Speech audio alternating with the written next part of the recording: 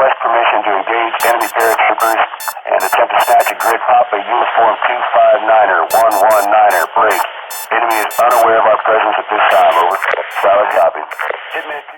Hey, good morning, everybody. This is Ben Powers coming at you from the Commander's Voice. I'm really excited about today's show because it's a really airborne focused show. I've got my buddy George Luz back, friend of the show. He's great. We always love having him on board. And really excited today, I got my buddy Bjorn Bruckshaw on. Bjorn is a former paratrooper with the 82nd Airborne Division. He was in 2nd of 04.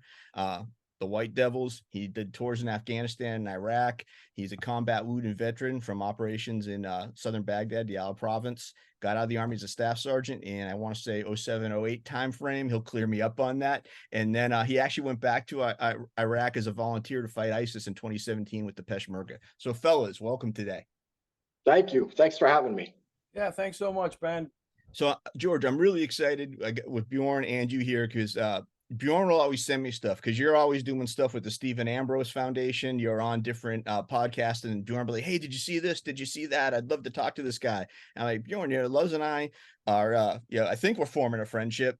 Let me see if he's if he's willing to come on the show and talk to you, and we can just talk some airborne stuff. And Bjorn's like, that would be great. You were gracious enough to come on board. So I think the dialogue where we can really go is, I think America feels like we know your dad from the especially from the series, but from the book. And I'd like to go back and revisit some of the clips that we've played in previous shows where we got to know your dad and get Bjorn's reaction to him and kind of compare what the old school OG paratroopers are like to the Global War on Terror paratroopers, comparison, similarities, differences. So that's where I'd like to go. And I think the best place to start would be the beginning with your dad's motivations for joining the Airborne. Well, yeah, that's interesting. People have always asked me about that. And, you think, okay, maybe he's joining because he wants to be in something really special and, be part of an elite unit and things like that. But, you got that clip there that we can play and it'll kind of show his motivation, which was similar to a lot of guys during that era. All right, well, here we go. Let's hear what George Luz Sr. has to say for himself. I went in 1942.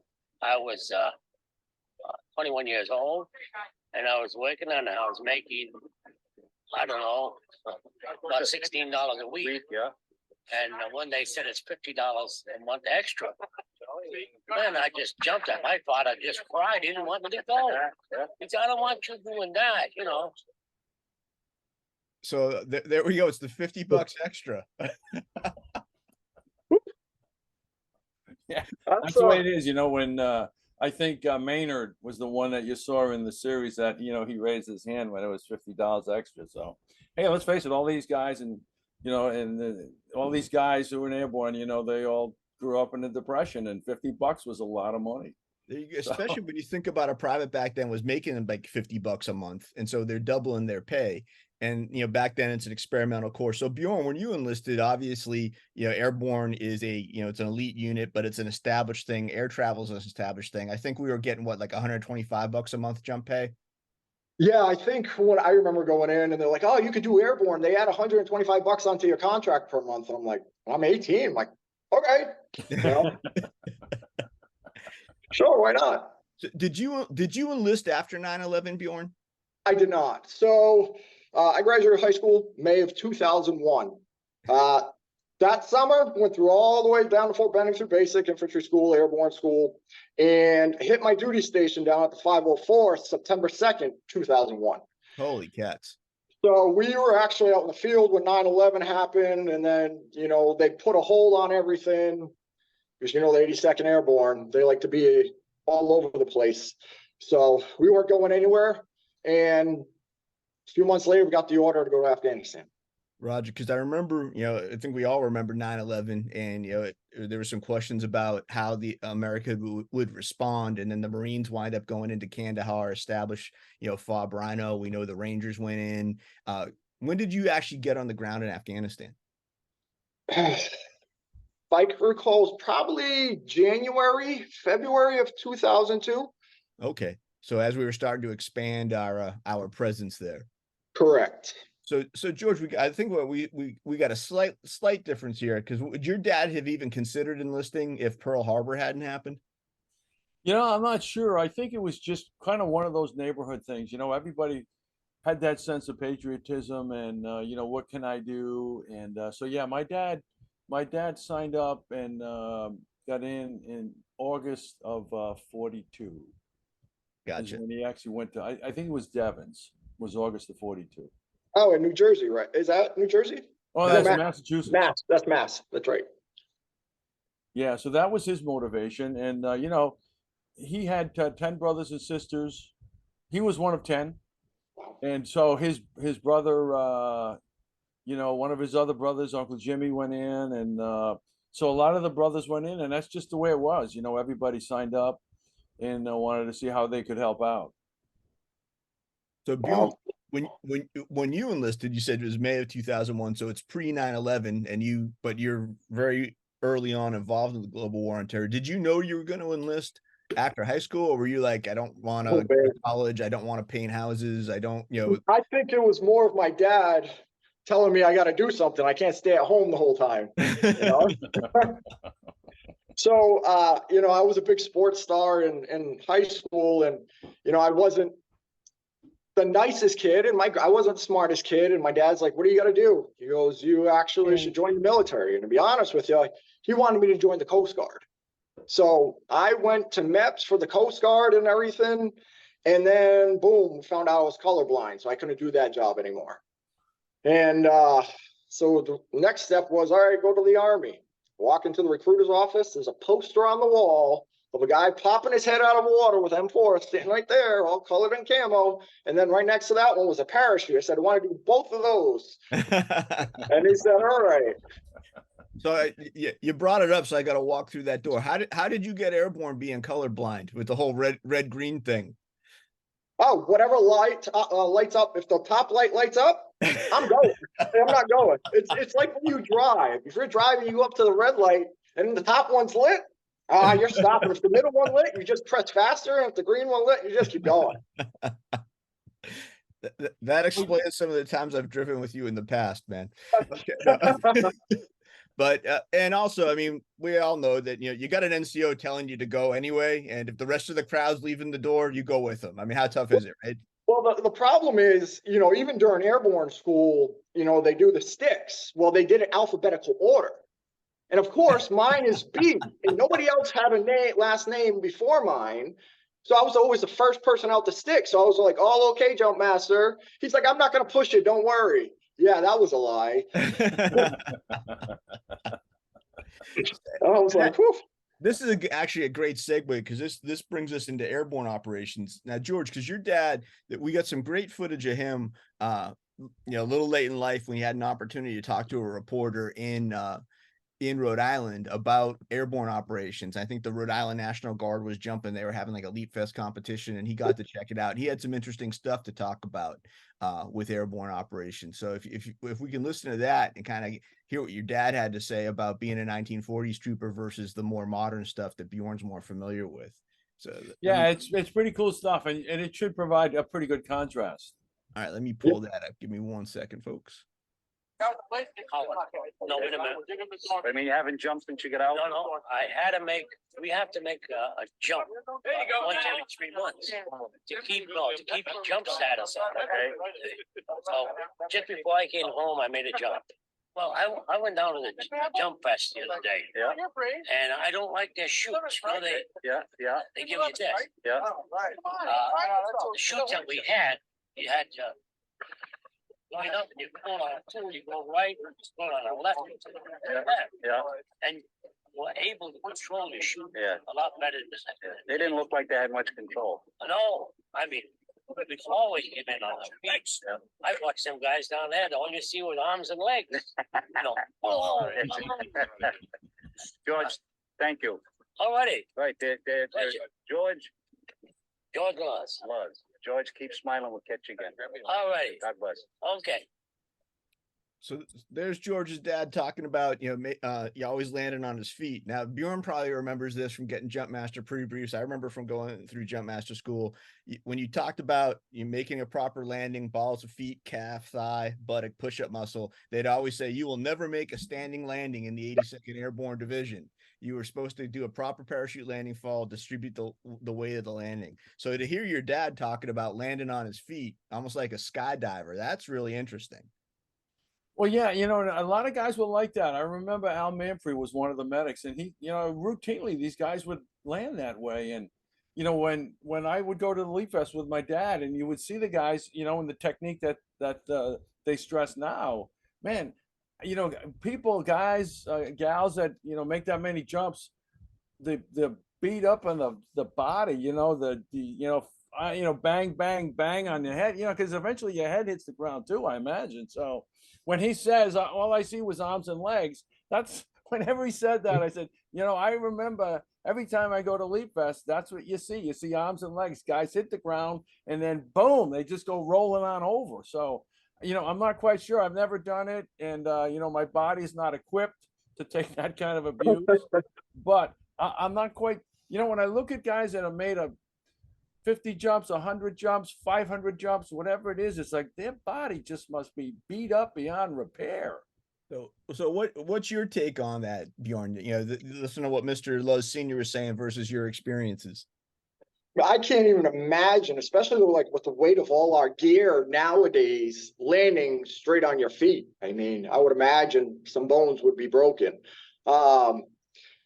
You know, my knees are completely gone, you know, from jumping, because when you roll, you gotta kind of, it's your side, the way they do it. And then from what I saw when I was watching Band of Brothers, actually, I think it was Sobel who said that when the guy jumped, something along the lines of you got broken legs or something like that when he jumped out because he didn't fall properly, you know? So just to see the difference between landing on your feet and then rolling, and I understand, I think, you know, if you roll, it takes you longer to get ready if you're in a combat, you know, zone or you're under fire or whatever, where if you're landing on your feet, now you're ready to go. Roger. You know, You brought up the weight of your equipment though. So as a combat loaded infantryman, what was your rucksack? oh man. Well, I was an AG, so I was the assistant gunner a couple times. So you got to carry rounds. I would say it'd be around 75 to 100 pounds at times. And so between you got a main, a reserve, your personal weapon, your rucksack, you're carrying rounds, you might be carrying spare barrel bag, or you know, Yep. it depends on how the gear is distributed about the gun team. But your gear probably weighed more than you. Yeah, I think at that time I weighed about 150, and I think I weighed about 325 with everything. Roger. So there you go. Yep. And it's interesting because if you remember I think it's episode 1 of Band of Brothers, or it could have been it was episode 1. They're on the tarmac, they're loading their stuff up, and Joe Toy is going through his inventory of stuff he has, his weapons, his ammo, his, you know, Yep.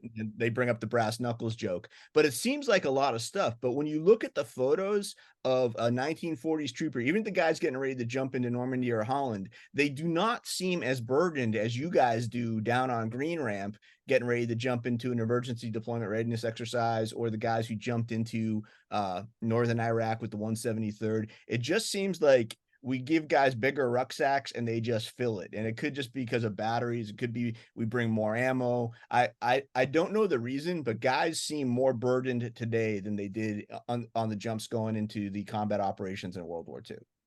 Yeah, I agree with that. And I think that the military with the airborne units have actually learned lessons from the airborne guys in World War II.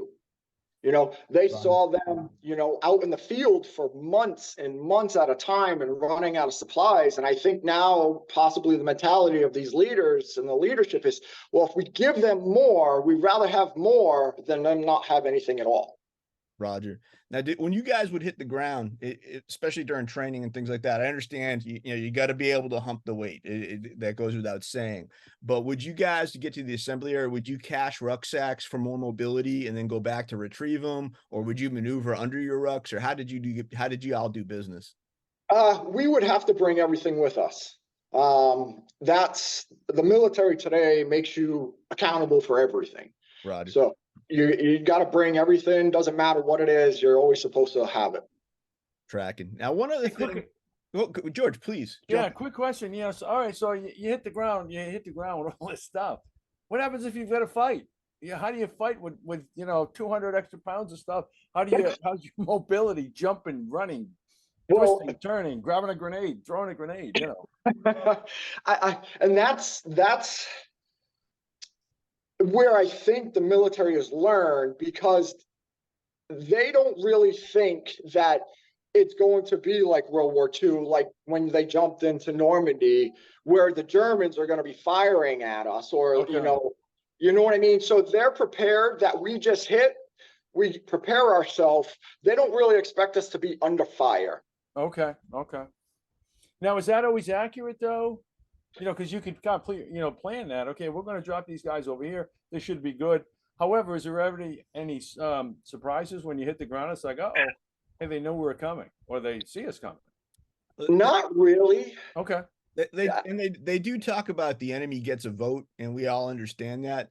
One thing that is, and we certainly had air superiority, if not supremacy, going into Normandy. The Luftwaffe had been degraded, and you had this vast aerial armada. But when an airborne unit in the late 20th century, early 21st century hits an objective, ordinarily it's probably going to be an airfield, at least doctrinally, because the idea is you seize an airfield, you expand the lodgement, and then heavier equipment can be air landed and come in. And intelligence analysts will go over all the photographs. They've got the satellite imagery and all that kind of stuff. They'll identify where they think air defenses are. And modern munitions are so sophisticated, they're going to knock the heck out of wherever they think there's anything that can affect the aircraft or anything like that. So I'm not saying it's going to be like this safe, unopposed landing. It's still going to be combat.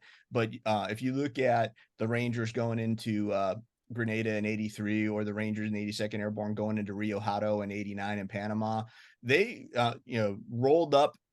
It was combat. They did take some fire, but they very effectively rolled up both of those airfields very quickly, and they were able to, as Bjorn stated, once they dealt with the initial threats, they were able to operate out of those airfields, prepare for combat, and move on to further objectives.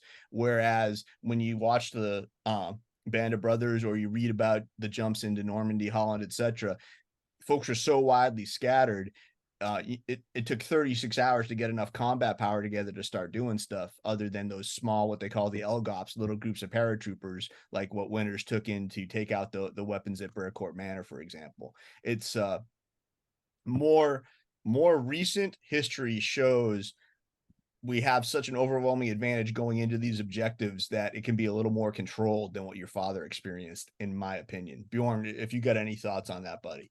Yeah, I agree. And then you also have to look at the technical aspect of it, like all the technology we have as well. I mean, we had Predator drones that could spy on any, if they see anybody. Yeah, the AC-130 gunships, the computer systems are, I mean, like back in World War II, I know they use sand tables and things like that. We still use sand tables as well, but we also had more intel with the technology we had to understand, well, are we going to take fire when we hit? Well, no, because they just took out, we have air support, we have all this, so nothing does happen.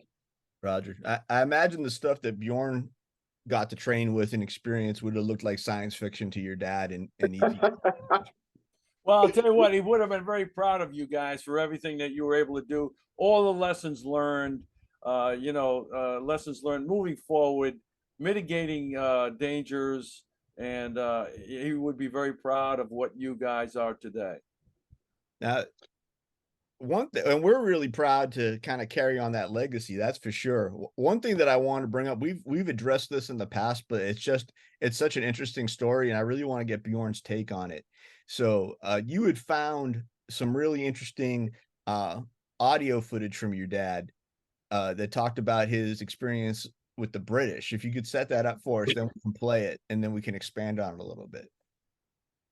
Yeah. One day I was just kind of going through some old tapes and things, and I found this one tape, and my dad was talking about jumping with the British in Salisbury Plain, and so I put it on. I said, "Oh man, it's gonna be gold."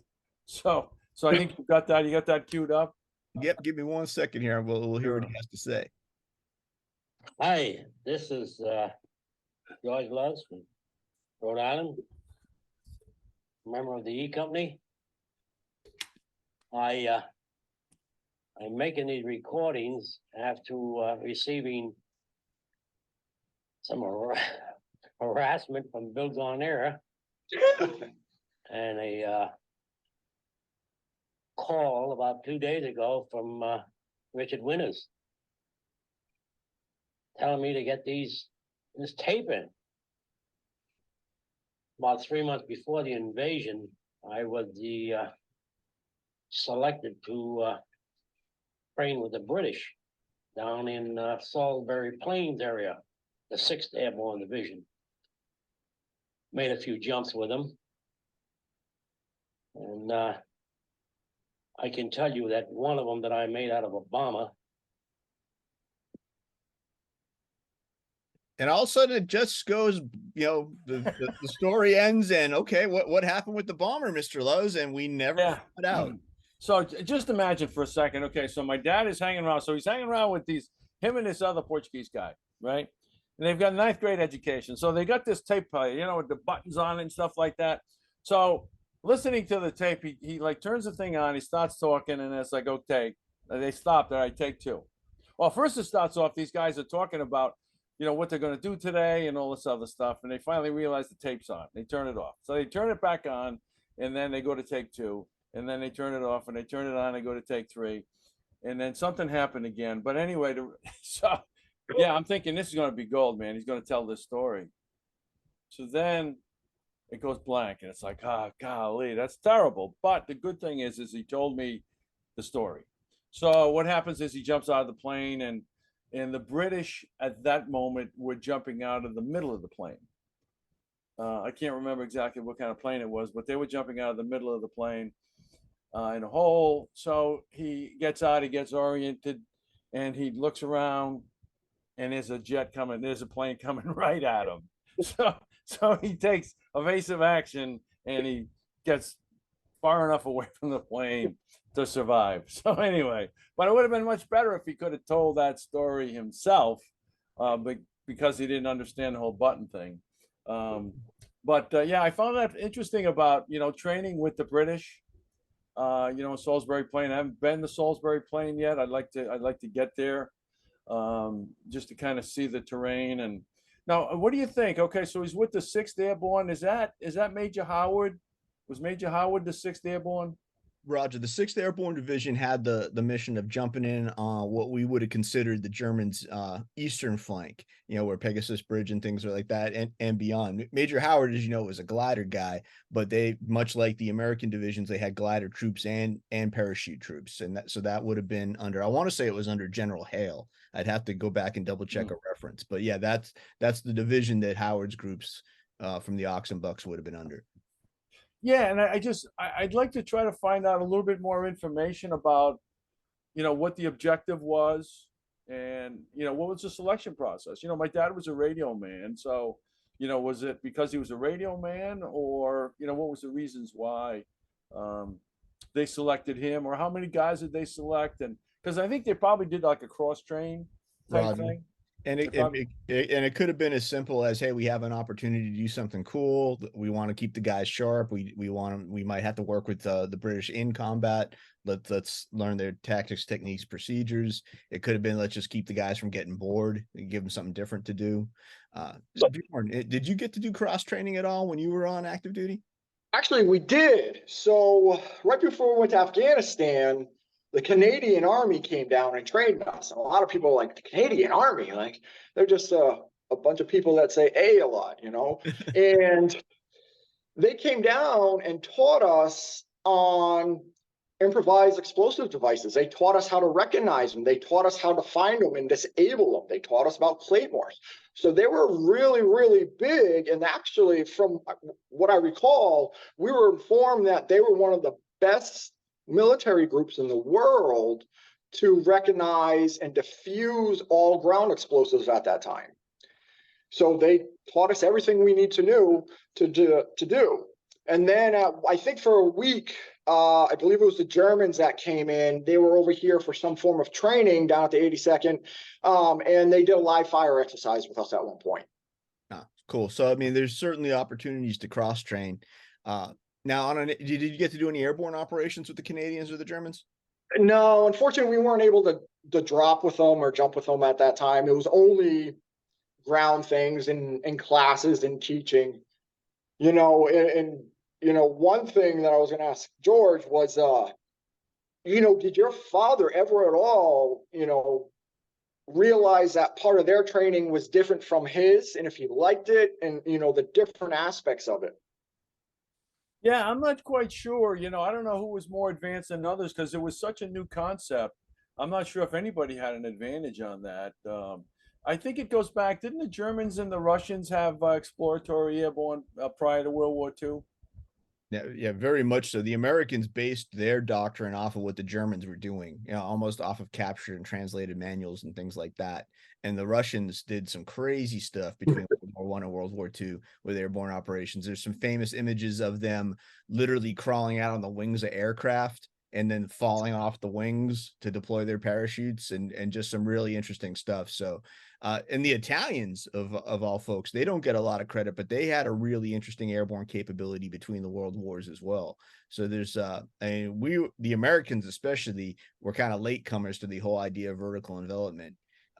Not to sound too, go on and on, but when the Germans jumped into Crete in 1941, to the world, it looked like this amazing, lightning airborne operation, the same type of stuff they'd been doing in the Low Country in Western Europe and stuff. And the Americans were like, oh my gosh, we need an airborne capability. Look what they did. But internally, the airborne operations had been taken exceedingly high casualties. And even though the Fallschirmjäger, the German paratroopers, were aggressive and took their objectives, it was at a very high cost. And the German high command and Hitler were like, yeah, we're not doing this anymore. So the operation that made the Americans go, yeah, we need some of that, made the Germans go like, yeah, we're not gonna do this anymore because it's too prohibitive in terms of casualties. Now, did they take a more aggressive approach to it, or? I mean, by definition, an airborne operation is going to be aggressive, and I am in no way an expert on Operation Mercury, which was the name of the jump into Crete. But it's my understanding, they're just the big thing it came down to. There was just not a lot of room to maneuver because they were literally jumping into a fortified island, so they had to jump right on top of objectives. And it was the exact opposite of what Bjorn was talking about. They're jumping into heavily fortified areas and they're fighting as soon as they hit the ground. And when I say fortified, I'm not talking about like big built up, 19th century style fortresses, but with, very significant anti-airborne defenses. And additionally, German doctrine was kind of weird because our guys, even in the 40s, jumped with like their weapons on them. In German doctrine, because of how the parachute was, it was an X-style parachute, it sat really low on the back, and you couldn't really jump burdened. So the Germans would drop weapons containers off of the aircraft that carried almost all of their weapons, and then they would jump very lightly armed, usually with just a pistol. And the first thing they had to do when they hit the ground was to maneuver to their weapons containers to get the gear they needed to start taking objectives. So they took a lot of casualties just recovering their weapons. Wow. Yeah. Yeah. Well, I guess we learned a lot from them. Yeah, so I will say that anybody who's listening, if I got anything wrong, like I said, not an expert.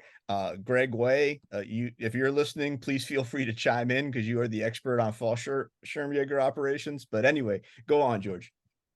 No, Walter Gordon talks about that too when he had to jump the gun, because he was a machine gunner. So he was, a bit challenged with that because it's heavy. You got these leg bags and, it was a bit cumbersome. And then back a little bit to, you were talking about Sobel and Splat. And that's how Walter felt because he was one of the bigger guys. Walter was about 6 feet tall and about maybe 200 pounds when he went in. So he didn't have that same agility that the guys like you, Bjorn, at 150 pounds. He was packing quite a bit more. So he didn't have that same dexterity there when he was hitting the ground. So that's the way he describes it in his interview with Ambrose is it was just, splat. So, and then, and that's why he wasn't happy, because he had the machine gun as well. And then, whatever else he had to carry. So, but anyway. And that brings us back kind of full circle, because your dad was not a big man. I'd guess he was about 125 pounds soaking wet. But when I look at photos of him with the other guys in the company, you would consider him of average size. Whereas if you walked into, Bjorn's platoon, I'm willing to guess in 2002, Bjorn was probably considered one of the smaller guys at 6 feet 150. And there were probably some big corn-fed linebacker looking dudes in your unit. So like you go into any standard combat unit in the global war on terror era, there's some big dudes who like the weight room. And so they're gonna, even without all their combat equipment, they're gonna hit the ground in ways that your dad would never even have fathomed, And that's the thing too, is like something, with my weight, I'm gonna float up higher. Or it's gonna take me slower to hit the ground than some of the other bigger guys, because these guys are gonna drop. They're gonna drop like a rock through the ocean, and I'm just sitting up there in the breeze, just saying hi, watching what's below, And I've seen it, people lighter than me get drifted way off course, way off their LZ, because of their weight. And then other guys drop so hard that, they injure themselves because of the way they are. And that's one thing that's interesting, just as an aside, when you're talking about jumping into an actual objective, again, like the guys in Normandy, hey, they were on drop zone O around St. Mary Glees. And that, that's just an area that was designated close to an objective. It's not like a prepared drop zone. If you go to Fort Bragg, these drop zones are huge. They're like beaches with no water, kilometers of just sand, because you got to practice your craft, but you don't want to hurt guys if you don't have to. You're going to take some percentage of casualties on any practice jump. It's because it's parachuting. Someone's going to twist a leg. They've got an ankle, break a bone. They've got that 75 to 100-pound rucksack that Bjorn was talking about. So they prep the drop zones to be as safe as possible to minimize those casualties, because you can't afford to have 10% of your unit hurt every time you're practicing airborne operations.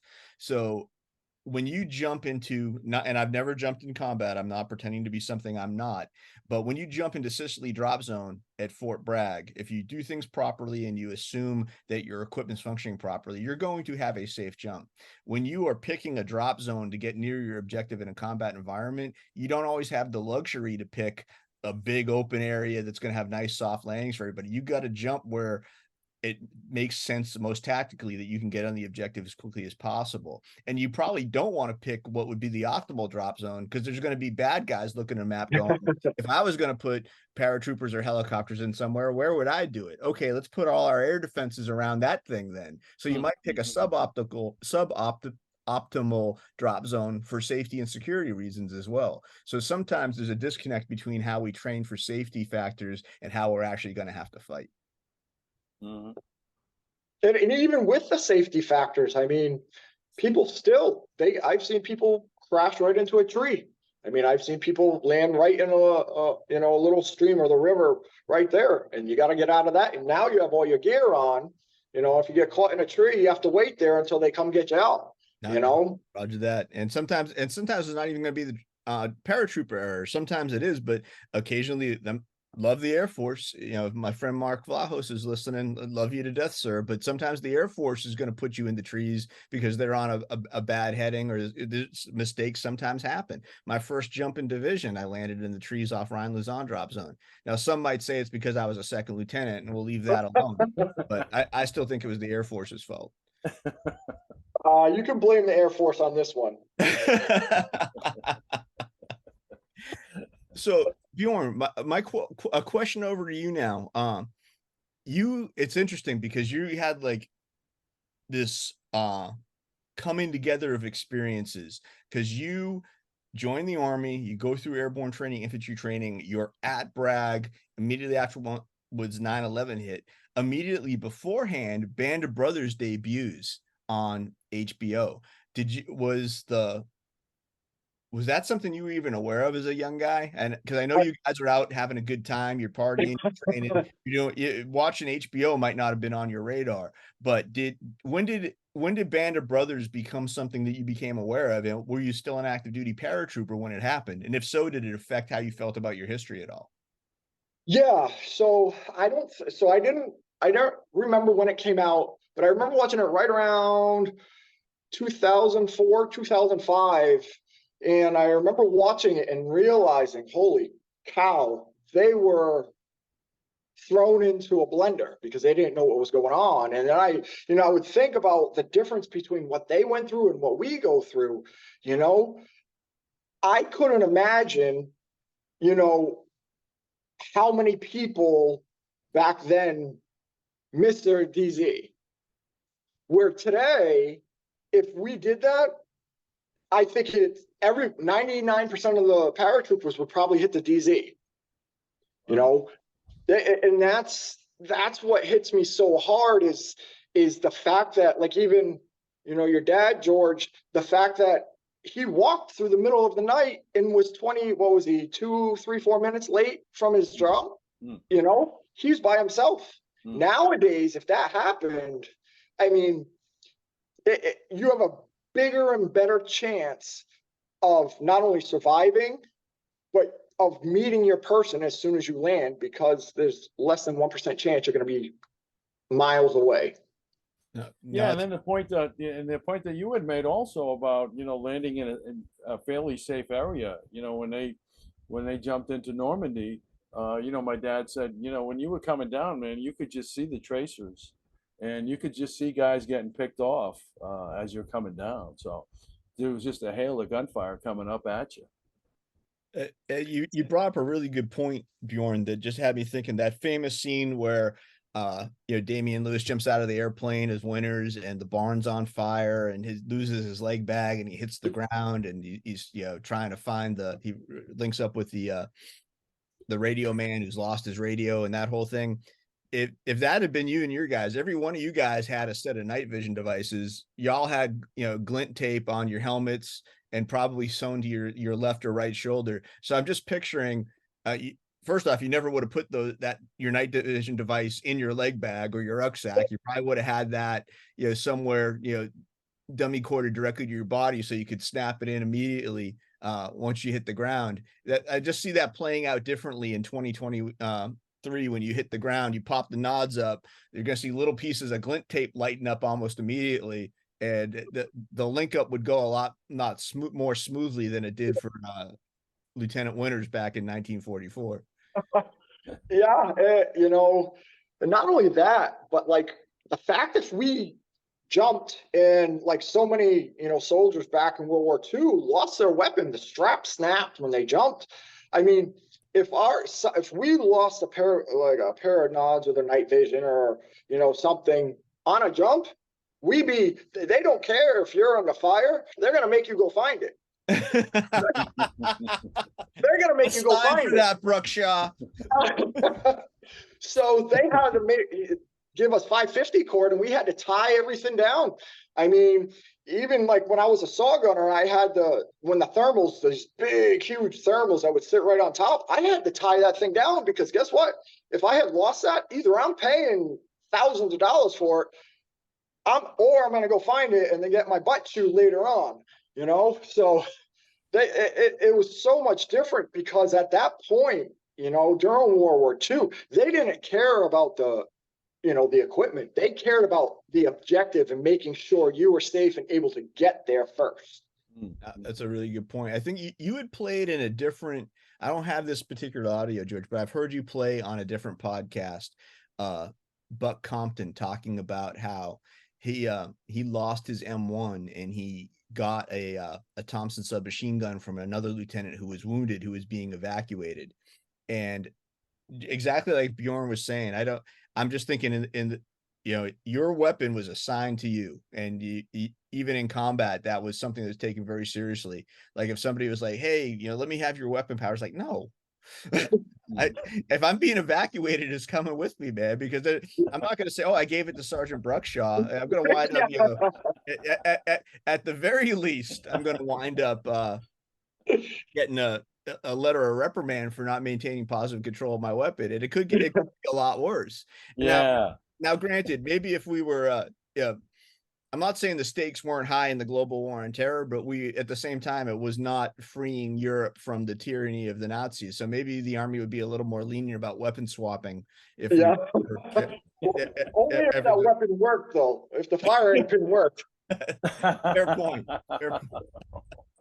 So, Well, yeah, when you see that scene, when you hear Buck talking about that, the firing pin, and then when you go back and watch that scene, you'll see with him, he's still fiddling with the thing to see if he Yeah. can kind of get it to work correctly, and he's throwing more grenades than anything because his weapon isn't working. no, And at one point, such a cool detail. at one point, isn't he yelling at somebody to cover him, or while he was by the gun, because he was still trying to get his weapon to work and it wouldn't fire, so he's telling somebody else to shoot. Exactly. So Bjorn, we've kind of listened to the clips that we have from George Lowe's Senior Day, but since we're having this conversation, do you have anything that we haven't talked about you want to ask George about his dad, or anything in general? Just two Rhode Island guys talking. Yeah, so my girlfriend's nephew did this huge World War II project, and he gave me a question he wanted me to ask George, and his name is Andy, and I told him I'd give him a shout out real quick. But he wanted to know your thoughts on how your dad felt when he was dropping, like his feeling and overall emotion when he dropped and landed so far away from everybody under fire. Well, that was it was so quick because, they dropped, the plane was going fast, it was low. So there wasn't a lot of a chance for him to really even think about that. A lot of guys talked about before they knew it, the thing was open and boom, they hit the ground.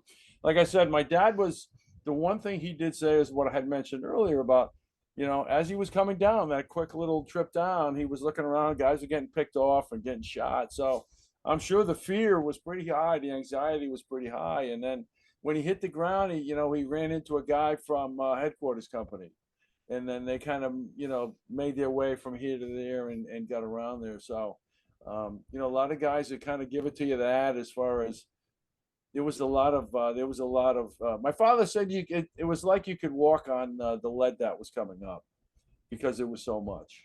One more question is, did he ever talk about his airborne training and what he had to go through? Because I think it would be a little bit different. I mean, the airborne unit that I was in, I guess it's all 82nd, but we ran everywhere.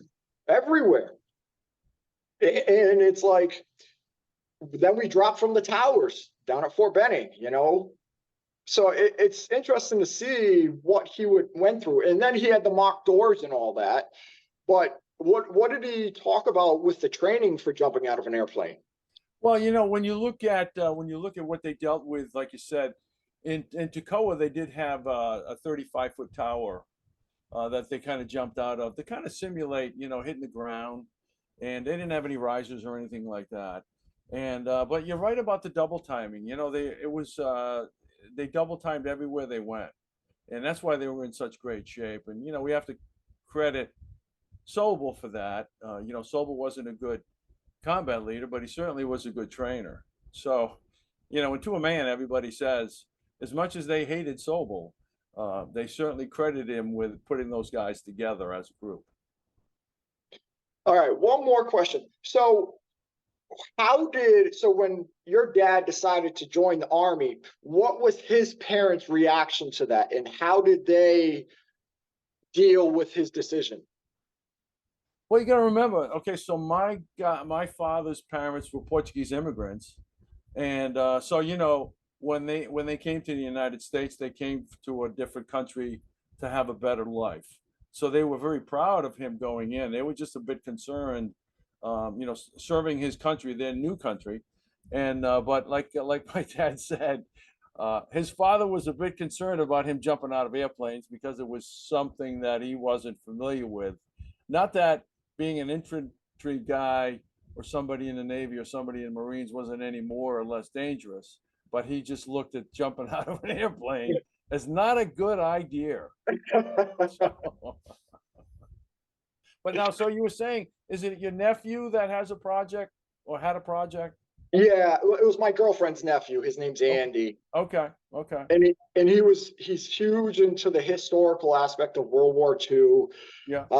And he did it for school, and he asked me to ask you some questions about your dad and just to Sure. get his overall like perspective as to like the difference that they went through than what we went through. Because back then, I mean, it was so much different. I mean, even there are scenes in Band of Brothers where you see some guys just go off into a farmhouse and bring back a beer and start drinking it.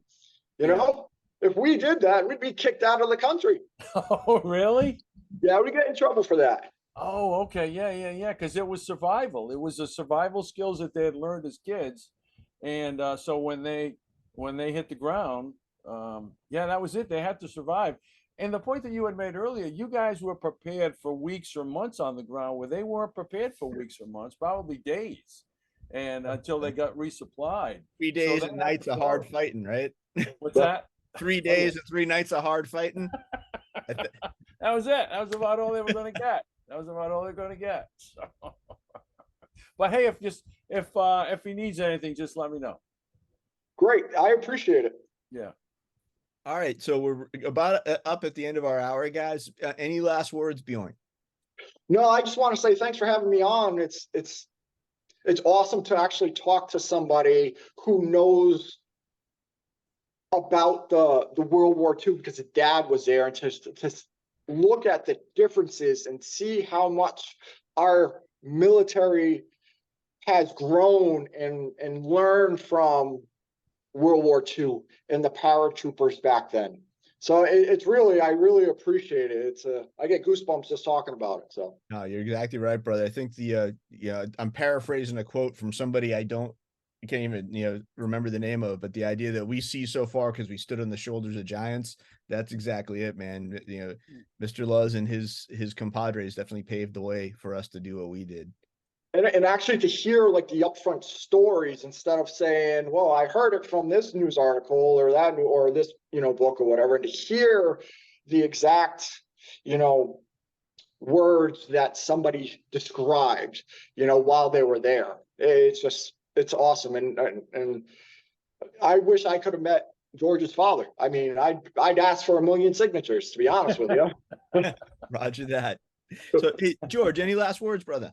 No, hey, I just want to thank you so much, and Ben, and thanks so much, Bjorn, for sharing what, like you had just said, what you all have learned so much since World War II and perfected this, made it. You guys are much more warriors. Not much more, but you guys are just the warriors. He would be so proud, and he'd love to sit and have a beer with you and talk about old times. It would be my pleasure. Outstanding. So everybody, this has been Ben Powers coming at you from the Commander's Voice. My guests today were George Luz Jr. and my buddy Bjorn Bruckshaw, late of the 2nd of the 504th. So fellas, thanks for coming out today. Thanks for having me. Thank you, Ben.